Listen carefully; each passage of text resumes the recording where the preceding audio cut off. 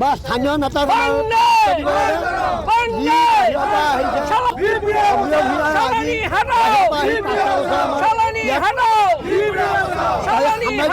যদিও ৰাইজক তেওঁ হেৰি কৰিব নোৱাৰিলে, মুহিব নোৱাৰিলে যে তেওঁ ব্যৱহাৰ হৈছে।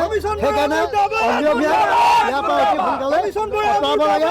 কালিয়ে যদি তেওঁ ভুলত কোনো টিকেট দিয়ে, আমি সকলোৱে সামূহিকভাৱে দল ত্যাগ কৰি মেলি আমাৰ পুৰণা যিখিনি বিজেপি কৰ্মী সকলোৱে আজি আমি প্ৰতিজ্ঞা কৰিছোঁ। আজি আমাৰ যিটো ধৰ্ণা কাৰ্যসূচী দিয়া হৈছে, ইয়াৰ আমাৰ মূল উদ্দেশ্য হ'ল আমাৰ ইয়াত চালানী কেণ্ডিডেট নালাগে। আমাৰ ইয়াত লোকেল কেণ্ডিডেট আছে 2-3জন, তাৰ ভিতৰতে আমাৰ ইয়াত লোকেলৰ ভিতৰত এজনে প্ৰাৰ্থিত্ব পাব লাগে। সেই উদ্দেশ্যেই আজি আমি এই ধৰ্ণা কাৰ্যসূচীত জইন কৰিছোঁ।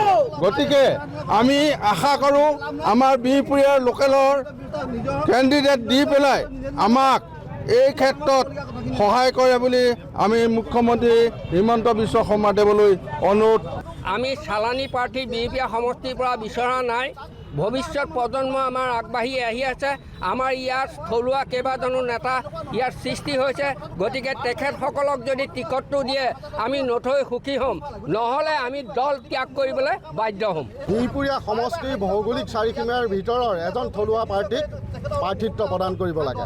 এয়া হ'ল বিহপুৰীয়া ৰাইজৰ প্ৰথম দাবী। ভাৰতীয় জনতা পাৰ্টীৰ আমি সদস্য হিচাপে আমি স্পষ্ট আমি বিহপুৰীয়া সমষ্টিত আমাৰ এটাই মূল দাবী যে আমাক এইবাৰ চালানী নালাগে। এতিয়া বৰ্তমানৰ যিজন বিধায়ক সেইজনো হৈছে আমাৰ চালানী।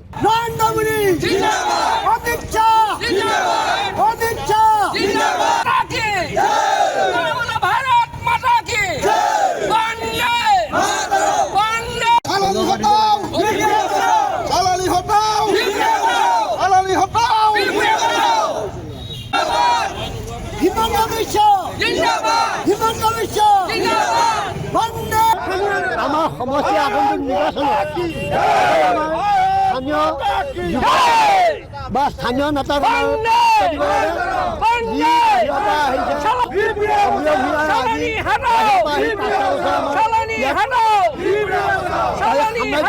যদিও ৰাইজক তেওঁ হেৰি কৰিব নোৱাৰিলে, মুহিব নোৱাৰিলে যে তেওঁ ব্যৱহাৰ হৈছে। সেইকাৰণে অভিযোগ ইয়াৰ পৰা অতি সোনকালে আঁতৰাব লাগে। কালিয়ে যদি তেওঁ ভুলত কোনো টিকেট দিয়ে, আমি সকলোৱে সামূহিকভাৱে দল ত্যাগ কৰি মেলি আমাৰ পুৰণা যিখিনি বিজেপি কৰ্মী সকলোৱে আজি আমি প্ৰতিজ্ঞা কৰিছোঁ। আজি আমাৰ যিটো ধৰ্ণা কাৰ্যসূচী দিয়া হৈছে, ইয়াৰ আমাৰ মূল উদ্দেশ্য হ'ল আমাৰ ইয়াত চালানী কেণ্ডিডেট নালাগে। আমাৰ ইয়াত লোকেল কেণ্ডিডেট আছে 2-3জন, তাৰ ভিতৰতে আমাৰ ইয়াত লোকেলৰ ভিতৰত এজনে প্ৰাৰ্থিত্ব পাব লাগে।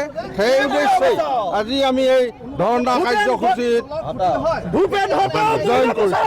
গতিকে আমি আশা কৰোঁ আমাৰ বিহপুৰীয়াৰ লোকেলৰ কেণ্ডিডেট দি পেলাই আমাক এই ক্ষেত্ৰত সহায় কৰে বুলি আমি মুখ্যমন্ত্ৰী হিমন্ত বিশ্ব শৰ্মাদেৱলৈ অনুৰোধ